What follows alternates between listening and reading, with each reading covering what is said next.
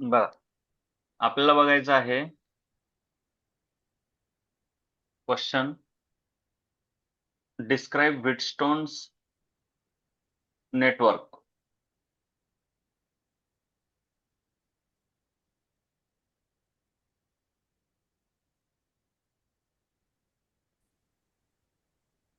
बघा, सर्वात पहिले व्हीटस्टोन ब्रिज मध्ये एकूण 4 रेजिस्टन्सेस असतात. त्याच्यापैकी एक रेजिस्टन्स अननोन असतंय. त्याच्यानंतर एक गॅल्व्हॅनोमीटर जी असतंय, जे की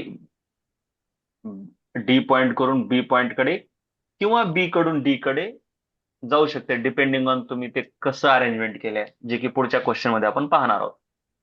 त्या गॅल्व्हॅनोमीटरच्या पुढे ही लाल जी असते ती जॉकी असते. जॉकी जॉकी जॉकी म्हणजे काहीच नाही. हे असं वायर गेलं, हे गॅल्व्हॅनोमीटर, आणि त्याच्या पुढे हे असं मेटलची एक स्ट्रीप असते, जे की तुम्हाला पॉइंट ए पासून ते सी पर्यंत कुठं पण ठेवता येते, आणि त्याच्यावर आधारित त्या गॅल्व्हॅनोमीटर मधून करंट जातो. ए पासून सी पॉइंट पर्यंत एक पॉइंट बी असा असतो की जिथं जॉकी ठेवल्यावर गॅल्व्हॅनोमीटर मधून करंट जात नाही. मी काय म्हटलं, करंट जात नाही. सो बी पॉइंटला जॉकी ठेवल्यावर करंट जात नाही, म्हणजे थोडक्यात जे डी पॉइंटचं पोटेन्शियल आहे तेच बी पॉइंटचं पोटेन्शियल आहे. म्हणजे दोघांमध्ये पोटेन्शियल डिफरन्स 0 आहे, म्हणून तिथून करंट वाहत नाही. एवढं कळलं का सांगा? हो. म्हणजे गॅल्व्हॅनोमीटर मधून त्या केसमध्ये करंट वाहत नाही. आणि ज्यावेळेस गॅल्व्हॅनोमीटर मधून करंट वाहत नाही त्या पोझिशनला म्हणतात नल डिफ्लेक्शन मेथड. म्हणजे गॅल्व्हॅनोमीटर असा आहे, त्याचा हे काटा असतो. इकडं आला की लेफ्ट कडे डिफ्लेक्ट झालं म्हणतो, इकडं आलं की राईट कडे डिफ्लेक्ट झालं, आणि जर झिरोवर असेल तर त्याला नल डिफ्लेक्शन म्हणतात. नल म्हणजे झिरो डिफ्लेक्शन. कळलं का ह्याचा अर्थ? हो. मग आता सुरुवातीला असं समजा की हे गॅल्व्हॅनोमीटर कुठंतरी टेकवलंय, नल पॉइंट आणखीन सापडलेलं नाही आपल्याला, उगं कुठंतरी टेकवलंय. म्हणजे गॅल्व्हॅनोमीटर मधून करंट जात नाही असं नाही, गॅल्व्हॅनोमीटर मधून काहीतरी करंट चाललाय. करंट ऑफकोर्स ह्या दिशेत चाललाय, हे लक्षात असू द्या. करंट ह्या दिशेत चाललाय. इथं इकडं आला, इकडं आला, इथं असा आहे. त्याच्यानंतर इथं आल्याच्या नंतर करंट असा आला आणि थोडा इकडे गेला. तर तुम्हाला कळत असेल, इथून आय आला, इकडं I1 गेला, इकडं I2 गेला, आणि ह्या I1 मधला इकडं IG गेला, म्हटल्यावर इकडे किती राहिलं? I1 minus IG. हे पटलं का बघा? हं? ए, हे पटलं का रे? इथं I1 आला. चला मी पुन्हा एकदा इथं काढतो. बघा बरं, करंट कसा कसा काढायलो मी. करंट तुम्हाला एकदा करंट काढून दाखव.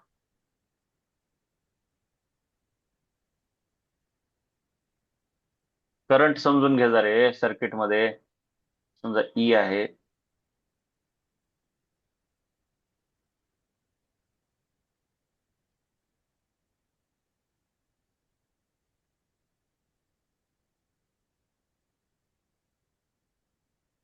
इथं आला आय, इकडे गेला I1, इकडे गेला I2. त्याच्यानंतर हे गॅल्व्हॅनोमीटर मध्ये गेला IG. इकडे किती आला हे इथून? सांगा बरं. I1. I1. पॉइंट्स लिहितो मी. ABCD, ABCD. मग बी पॉइंट मध्ये I1 यायलाय, त्या I1 मधला IG इकडे गेला, तर आता इकडे किती येईल? BC मध्ये किती जाईल बी कडून सी कडे? I1 minus IG. सांगा, लावा जरा डोकं. हो. हा, I1 मधला IG निघून गेला, तर I1 minus IG. I1 minus IG. हा, चला इथून खाली किती येईल सांगा इथं? IG. IG. IG. इकडून किती IG. घुसायला, हे किती घुसायला इकडं? I2. I2. I2. मग इकडं किती निघेल?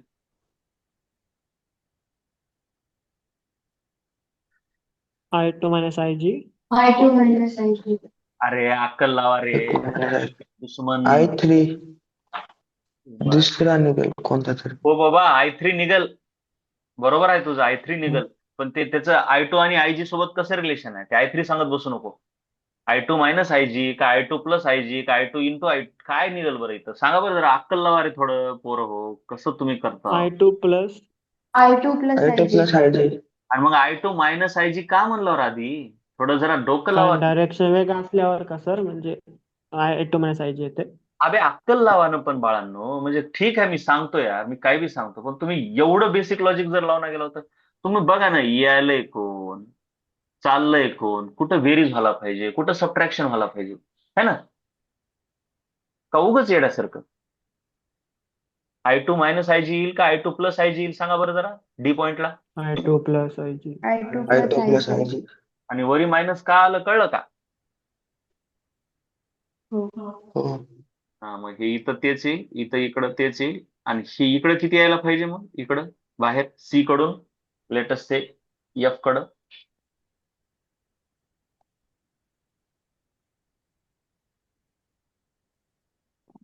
I1 plus IG. हा किती I1 plus IG. सांग रे गण्या सांग.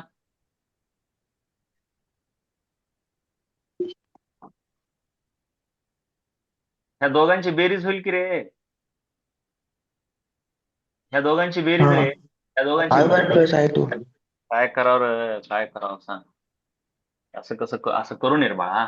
I1 प्लस I2 प्लस म्हणजे I2. I1 प्लस I2 म्हणजेच I आहे काय आहे ते I आहे बघा जरा दिसलं का आहे का हो. म्हणजे थोडक्यात हे काय I आहे I बरोबर आहे.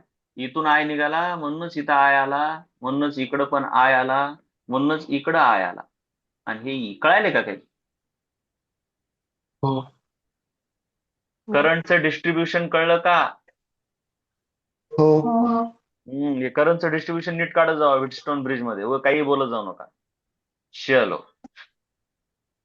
मग ज्यावेळेस गॅलॉन आता सध्या तर काय आपण सुरुवातीची कंडिशन पकडूया की गॅलॉनोमीटर मधून करंट वाहतोय. IG हा करंट वाहतोय IG हा करंट गॅलॉनोमीटर मधून वाहतोय लक्षात घ्या. I जिथे जिथे लावले ते करंट आहे नुसतं PQRSG हे काय आहेत रेजिस्टन्स आहेत त्या रेजिस्टन्सची व्हॅल्यू आहे कळलं. G म्हणजे गॅलॉनोमीटरचा रेजिस्टन्स. ठीक आहे नल डिफ्लेक्शनचा अर्थ लक्षात आला. मग तुम्ही नल डिफ्लेक्शनचा अर्थ सांगितला त्याच्यानंतर आता काय सांगणार मी थांबा. पहिल्यांदा तर गॅलॉनोमीटर मध्ये नल डिफ्लेक्शनचा अर्थ सांगायचा रे बाळांनो. नल डिफ्लेक्शनचा अर्थ सांगायचा कळलंय का. नल डिफ्लेक्शन म्हणजे काय हो. नल डिफ्लेक्शन म्हणजे काय की ज्यावेळेस गॅलव्हॅनोमीटर मधून करंट B to D जातो त्यावेळेस तो 0 राहतो. B to D करंट जातो का जात नाही. म्हणजे हे जात नाही. जात नाही. सुरुवातीला सांगायचं की when there is when no current flows through galvanometer then it is called as null condition. then it is called as null condition. Bus null condition काय असते ते एकदा सांगायची सुरुवातीला आणि त्याच्यानंतर मग आता सुरू करायचं. काय सुरू करायचं नल कंडिशन पासून नाही सुरू करायचं. आधी सांगायचं की व्हिटस्टोन ब्रिज काय आहे ते नल कंडिशन उगाच सुरुवातीला सांगायच्या लक्षात घ्या का उगाच सांगायच्या. व्हिटस्टोन नेटवर्क म्हणजे काय हे सांगावं लागेल ना आधी. It is arrangement use to compare unknown resistance with a known standard resistance by null deflection method. Null deflection म्हणजे काय when current does not flow through galvanometer. पण आता सुरुवात आपण जे करायला क्वेश्चन त्या क्वेश्चन मध्ये सुरुवातीला नल डिफ्लेक्शन विचार केलाय का.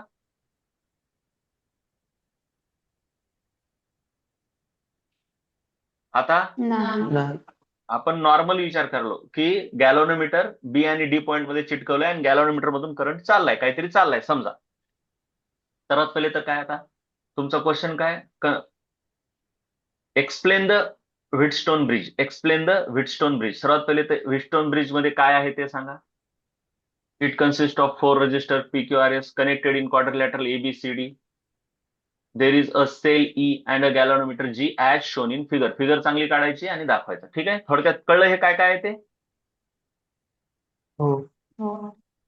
वेन हो की के इज क्लोज्ड, सुरुवातीला तर ही की ओपन आहे म्हणजे करंट चालू नाही, पण की क्लोज केली की काय होतंय, current flow through the resistors आणि गॅलव्हॅनोमीटर. रेजिस्टन्स आणि गॅलव्हॅनोमीटर मधून करंट फ्लो होतो. मग आपण काय करतो, by adjusting one or more resistance. मग आता हे ऍडजस्ट म्हणलं ते गॅलव्हॅनोमीटर काय करतंय. आता हे बॅलन्स कंडिशनची इथं गरज नाही, हे नको, हे कट करतोय मी. सध्या बॅलन्सची गरज नाही. Galvanometer as shown in figure, as shown in figure, इथं हे पाहिजे.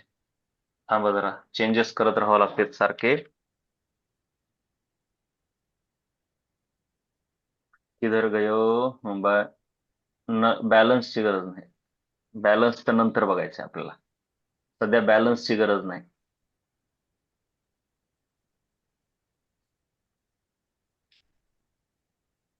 ऍज शोन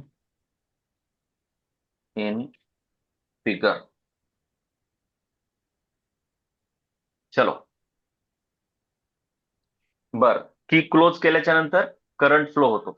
मग पहिल्यांदा from figure by applying Kirchhoff junction law, that is current law at point A. चला, ए पॉइंट दिसला का, हा बघा. ए पॉइंटला काय दिसतंय तुम्हाला, I is equal to I1 + I2 दिसलं का रे. हो हो. I is equal to I1 + I2 दिसलं. हो राईट. ए पॉइंटला लाव. पुढे applying Kirchhoff's voltage law, applying Kirchhoff's voltage law to loop ABDA. ABDA दिसला का लूप, बघा आधी तुम्हाला. ABDA लूप, हो ABDA ह्या लूपला लावायचंय. करंट बघा, इकडं I1 गेलाय, इकडं I2 गेलाय, इकडं IG गेलाय, आणि हे गॅलव्हॅनोमीटरचं रेजिस्टन्स G आहे, हे रेजिस्टन्स S आहे. दिसायले का ते, तर नीट काढायचंय. हो दिसाले. सांगा किर्चॉफचा व्होल्टेज लॉ. सुरू करा ए पासून.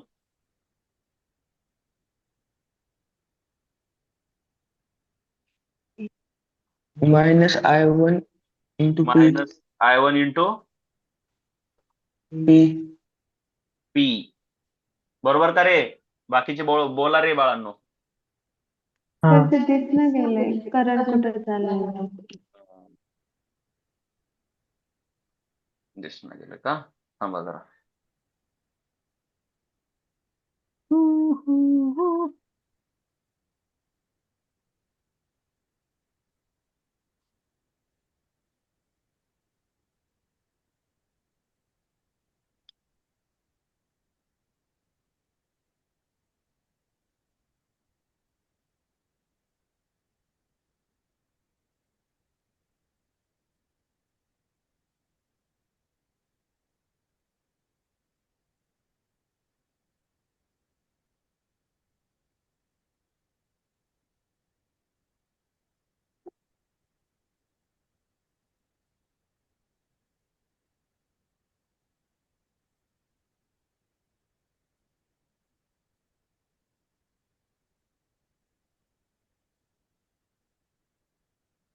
हम्म, चला बघा आता. बघा आता करंट दिसायलाय. तुमचा लूप कोणता आहे, हे वाला लूप आहे. सांगा आता. -I1P, हे P म्हणजे रेजिस्टन्स आहे. हा, पुढे बोला.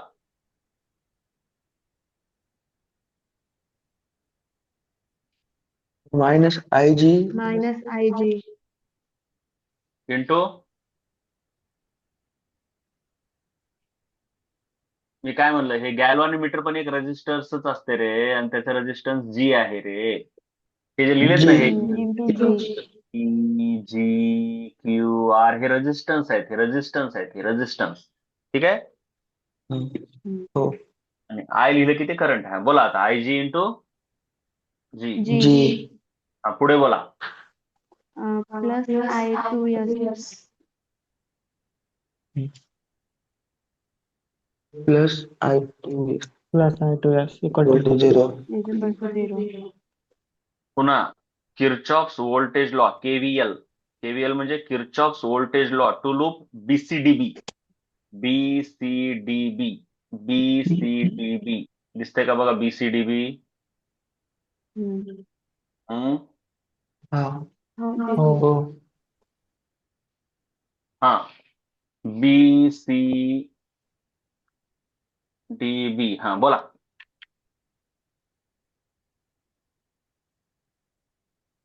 बोला. I1 minus IG into Q Minus I1 minus minus minus IG into Q IG hmm, Q बोला into पुढे Q बोला.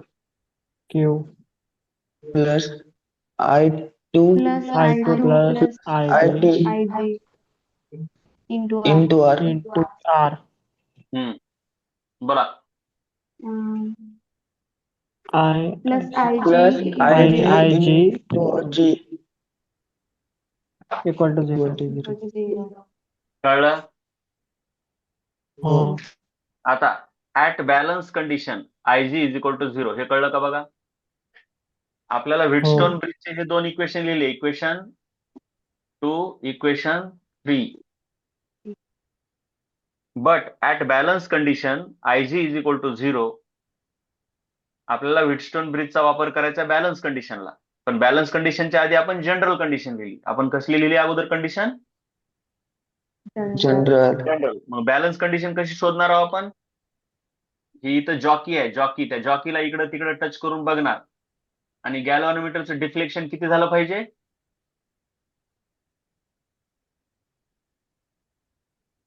गॅल्व्हॅनोमीटरनं डिफ्लेक्शन दाखवलं पाहिजे का नाही दाखवलं पाहिजे?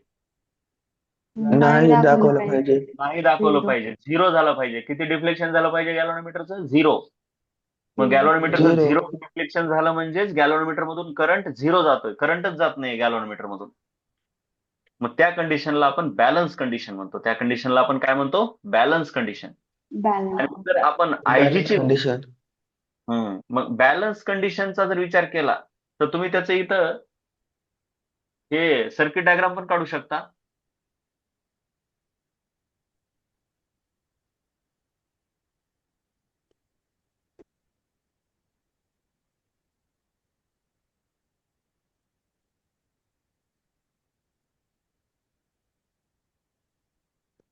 बघा ते इथं आय येत होतं. आता इथं करंटच येणार नाही.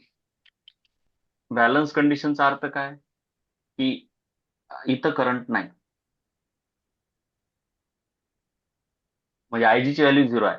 मग थोडक्यामध्ये इकडं I1 आला की इकडं पण I1च जाणार. हे कळलं का? कारण इकडं नाहीच आहे, इकडं झिरो चाललंय. बरोबर काय बाळा? हो. हो आणि इकडं I2 आला की इकडं पण I2च.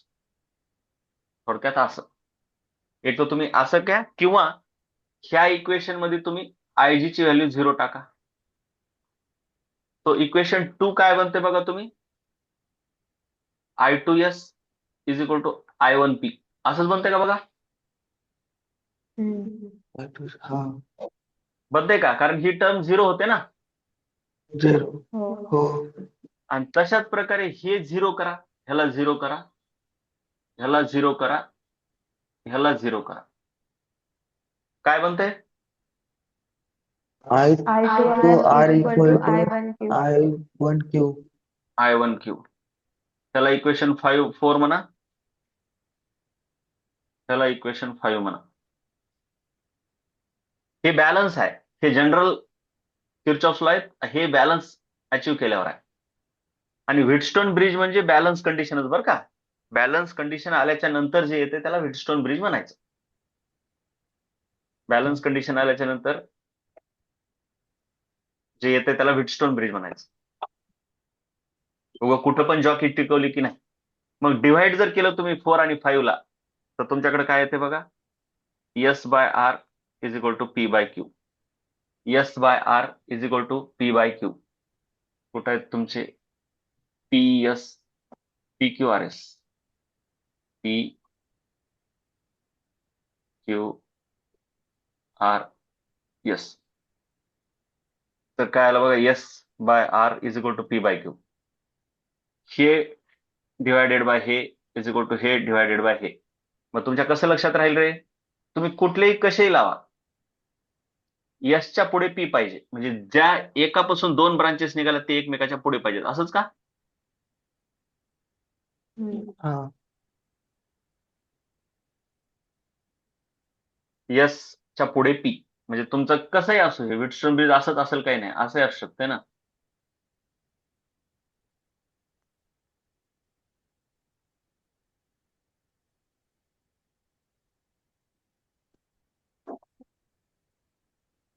ह्यांचे नाव पण काही असू शकतात, एक्स वाय झेड यस. तर पुढे कोण कोण पाहिजेत? एक्सच्या पुढे कोण पाहिजे? यस. एक्सच्या पुढे कोण पाहिजे?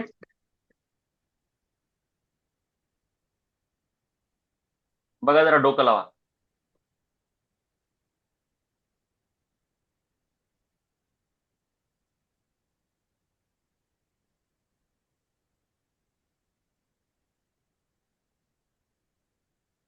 किंवा तुम्ही असं लक्षात ठेवा, लय कळणार गेल्यावर, एकमेकाच्या अपोजिट कोण आहेत, एकमेकाच्या विरुद्ध कोण आहेत, टेबलवर बसल्यावर त्यांचा गुणाकार करायचा. त्यांचा गुणाकार बघा, त्यांचा गुणाकार कसा होते? S Q is equal to P R. मग गुणाकार एसचा कोणासोबत आहे? क्यू सोबत, म्हणजे पुढच्या सोबत आहे का? गुणाकार कसा आहे? पुढच्या सोबत. मग एक्सचा गुणाकार कोणासोबत होईल सांगा? झेड सोबत. Z. तो X Z is equal to S Y. Y. Yes, Y. Yes Y. मग ह्याच्यावरून कसं लिहू शकता तुम्ही? X by Y is equal to S by Z, है का नाही? So this is the condition of balanced Wheatstone bridge. This is the condition of balanced Wheatstone bridge. कळलं का? पूर्ण क्वेश्चन कळला का सांगा? हो. पूर्णच्या पूर्ण क्वेश्चन 4 मार्काचा क्वेश्चन आहे. पहिल्यांदा सर्किट डायग्राम काढायची, त्याच्यानंतर व्हिटस्टोन नेटवर्क किंवा व्हिटस्टोन ब्रिज म्हणजे काय त्याची डेफिनेशन 1 मार्काला. त्याच्यानंतर मग त्याच्यामध्ये काय काय आहे, क्वाड्रिलॅटरल मध्ये 2-4 रेजिस्टन्स आहेत, ई आहे, गॅलॉनमीटर आहे, की आहे, वगैरे वगैरे. त्याच्यानंतर की क्लोज केल्याच्या नंतर किरचॉफचा पहिला लॉ, किरचॉफचे व्होल्टेज लॉ 2 ठिकाणी लावायचे आणि बॅलन्स वाली कंडिशन अप्लाय करून बॅलन्सची कंडिशन व्हिटस्टोन ब्रिजची काढून घ्यायची. कळलं का? हो. So what is balance condition of Wheatstone bridge? ती ratio of the resistances is same. Yes, sir. Ratio of the resistances is same. कारण बॅलन्स कंडिशन लिहिताना असा गुणाकार कधी लिहायचा नाही बोर्डामध्ये. तुम्ही फक्त बाजूला रफ मध्ये लिहून घ्यायचा, कारण बोर्डाच्या बुक मध्ये गुणाकार नाही, ते भागाकार त्याला महत्वाचा वाटतो. तसं तर लिहायला काही लिहिता येते, पण आपण काय करायचं, बाजूला गुणाकार लिहून घ्यायचा आणि नंतर त्याला डिव्हिजन मध्ये कन्वर्ट करायचं आणि म्हणायचं this is the balance condition of Wheatstone bridge. कळलं का? हो. Right right. सो हे झाला तुमचा 4 मार्काचा क्वेश्चन. आता त्याच्यानंतर काय, आता व्हिटस्टोन ब्रिज ही तर झाला थेरॉटिकल क्वेश्चन. जरा नीट समजून घ्या बाळांनो, काही गडबड करू नका. व्हिटस्टोन ब्रिज हा थेरॉटिकल क्वेश्चन झाला. आता महत्वाचा आहे त्याचा प्रॅक्टिकल वापर कसा करतो आपण. प्रॅक्टिसमध्ये, लॅबोरेटरीमध्ये ह्या व्हिटस्टोन ब्रिजचा वापर कसा करतात? व्हिटस्टोन ब्रिजचा वापर मेन म्हणजे कशासाठी व्हायला आहे? अननोन रेजिस्टन्स शोधून काढण्यासाठी. एक अननोन रेजिस्टन्स दिलेला असते, ते शोधून काढण्यासाठी. बघ, नीट समजून घ्या. सो हे पुन्हा एकदा 3 मार्काचा क्वेश्चन आहे. Explain the use of Wheatstone's metre bridge. Wheatstone bridge एक झालं आणि दुसरं व्हिटस्टोन्स मीटर ब्रिज आहे. नुसतं ब्रिज म्हटलं की ते झालं थेरॉटिकल, की बाबा P by Q is equal to R by S असं काहीतरी आलं होतं.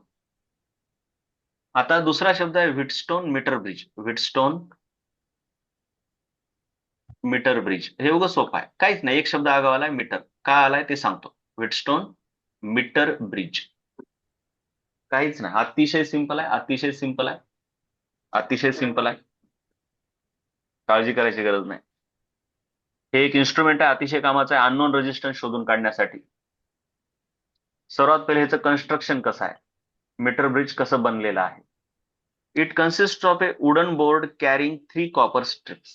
3 कॉपरच्या स्ट्रिप्स आहे त्याच्यामध्ये. ह्याला मी जरा बाजूला घेतो.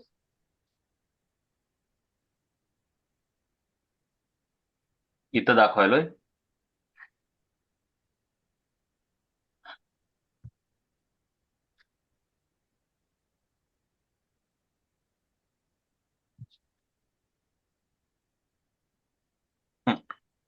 सर्वात पहिले तर काय असते, एक असा वुडनचा डब्बा असते, पूर्ण एक लाकडाची फळी असते, मोठीच्या मोठी लाकडाची फळी. वुडन बोर्ड, कळलं का? हे पहिलं वाक्य कळलं, वुडन बोर्ड. हो. त्याच्यावर 3 हो. कॉपरच्या पट्ट्या येतात. सध्या काय करायचं, मी हे जरा कट करतो. काय काय असते ते एक एक एक एक टाकू आपण.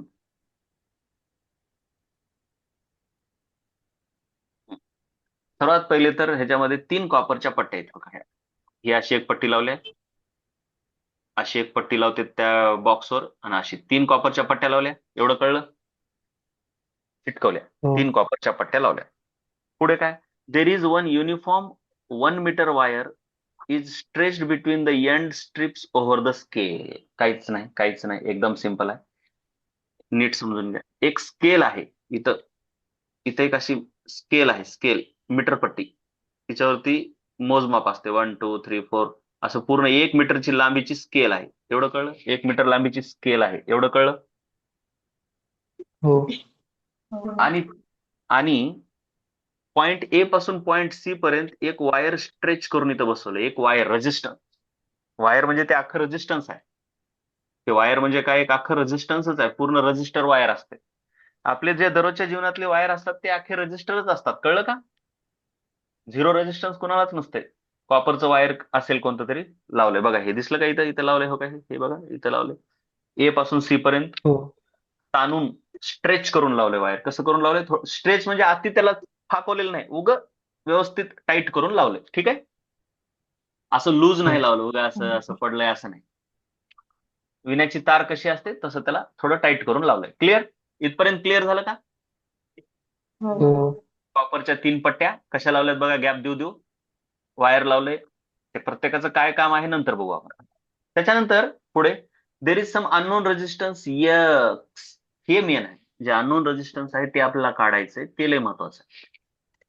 And there is another variable resistance R which are connected in 2 gaps. इथं 2 गॅप दिसले तुम्हाला. हे 2 गॅप दिसले का बघा, गॅप्स पट्ट्यामध्ये. हो. मग तिथं होय. इथं एक अननोन रेजिस्टन्स एक्स लावलं आणि इथं व्हेरिएबल रेजिस्टन्स आर लावलं. व्हेरिएबल म्हणजे ज्याचे की रेजिस्टन्स व्हॅरी करता येते. ते नल पॉईंट शोधण्यासाठी जरा गरजेचं असते. व्हेरिएबल रेजिस्टन्सला असं एरो न दाखवतात, असं मध्ये एक एरो काढतात. व्हेरिएबल त्याचं व्हॅरी करता येते रेजिस्टन्स. अननोन रेजिस्टन्स एक्स ह्याचं रेजिस्टन्स आपल्याला काढायचे.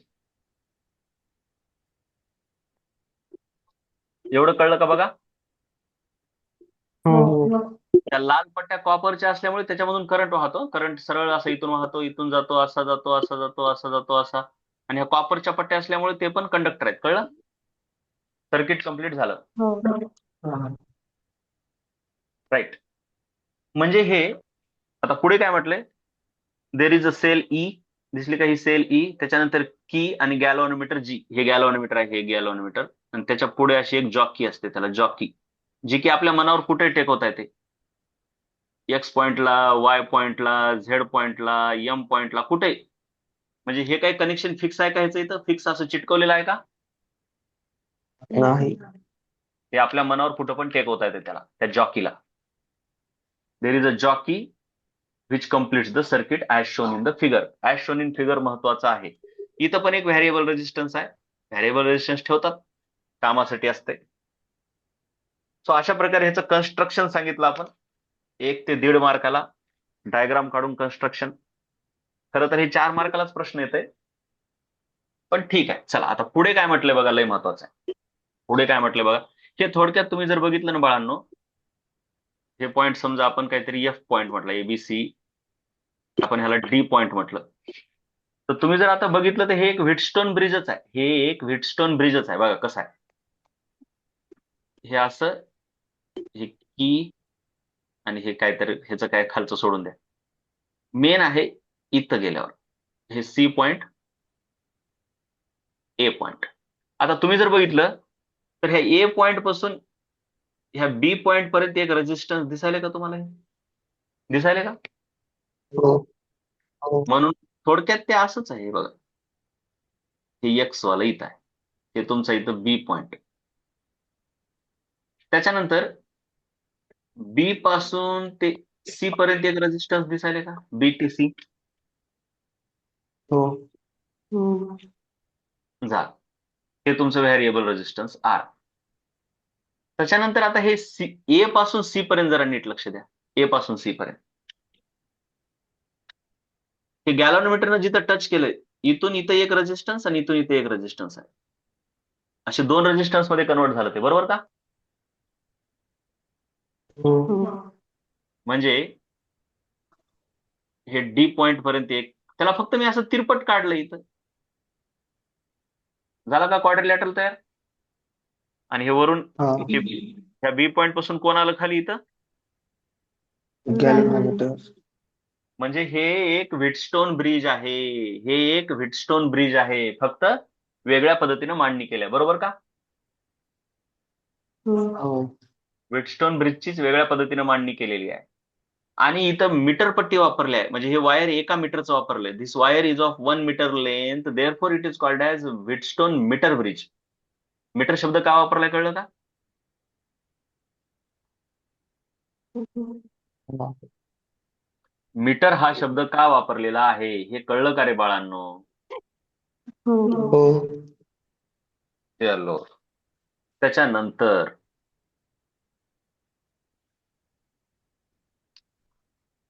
पुढे काय म्हणते? वर्किंग सांगते. वर्किंग कशी सांगायची? Select a suitable resistance R and close the key. इथे एक कोणतं तरी रेजिस्टन्स घ्यायचा आपल्या मनावर. व्हॅरिएबल रेजिस्टन्स आहे, तर आपल्या मनावर एक रेजिस्टन्स टाकायचं, ज्याची की व्हॅल्यू माहिती आहे. ह्याची व्हॅल्यू माहित असते, 5 ओम वगैरे असते, तर माहित असते. आणि की क्लोज करून टाकायची. करंट व्हायला सुरू होते. करंट व्हायला सुरू झाला की ह्या गॅल्व्हॅनोमीटर मधून पण करंट वाहतोच. मग ह्या जॉकीला काय करायचंय? इकडं इकडं इकडं टच करू करू बघायचं. एक पॉइंट असा सापडतो की जेणेकरून गॅल्व्हॅनोमीटर मधून करंट किती जातो?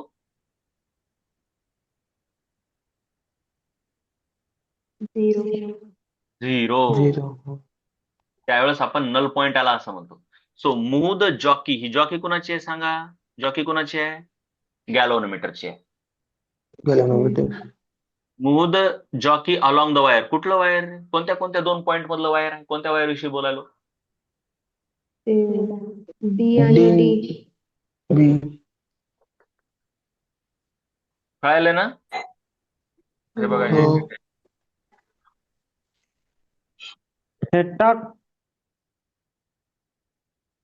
बोला.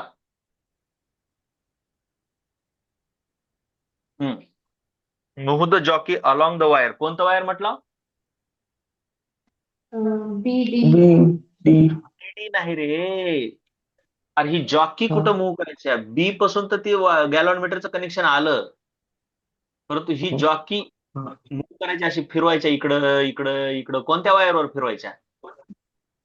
डी.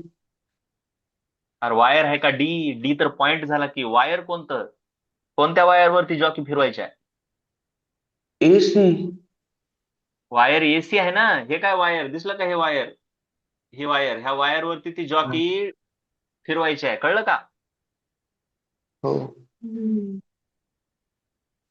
कुठपर्यंत फिरवायची आहे? जोपर्यंत आपल्याला नल पॉइंट भेटत नाही. काय भेटत नाही?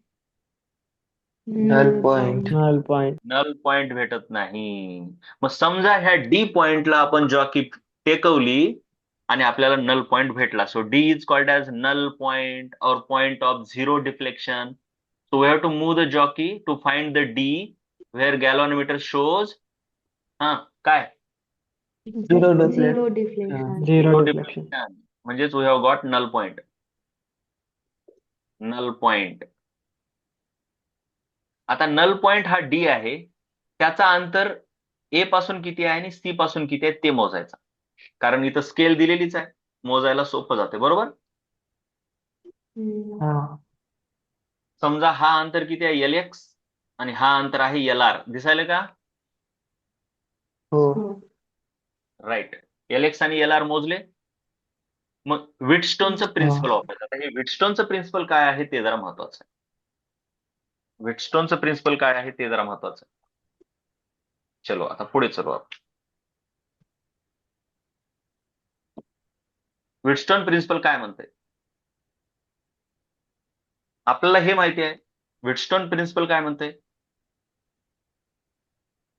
एकमेकाच्या विरुद्ध जे आहेत त्यांचा गुणाकार करायचा. म्हणजे एक्सच्या विरुद्ध कोण आहे जरा नीट हे नाही कळायचं आहे थोडं.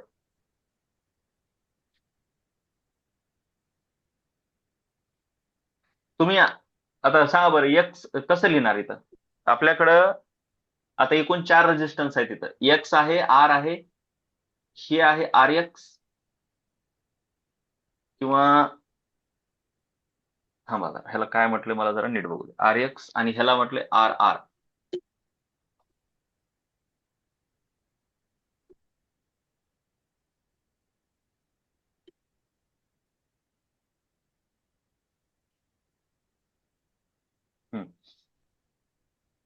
चला हे बघा रे, हे जे रेजिस्टन्स आहे हे ए आणि डी पॉईंट मधलं आहे, म्हणून ह्याला म्हटलं आपण RAD